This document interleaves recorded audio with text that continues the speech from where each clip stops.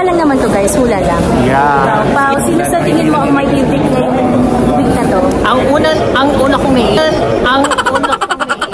wala nang dalawang isip pa kundi si AZ. Deserve.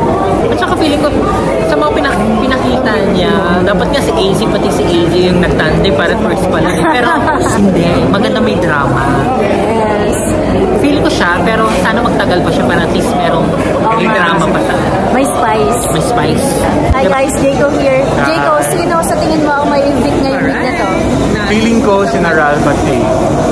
Bakit? Bakit? Kasi maraming fans si na Michael at River. Yeah. Sina Charlie, parang maraming support The book club. The book club. Even Kira. So, we don't know, pero syempre, abangan natin, sana wala lang matatanggal, pero meron. Yes. Hula lang naman to guys, hula lang. Yeah. Hindi ko si Ralph ako sa iyo. Kasi maraming may ayaw kay Easy. Oo nga, yung dami niyang mga controversies. Save natin Shakira. Okay.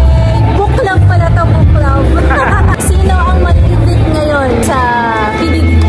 Sure na si Raph at saka si Izzy. Oh, gusto ko sana si Ralph, no? Kaso malapit na siya kay Izzy, no? Ay, ikaw nagsabi niyan. Easy na talaga. It's time to let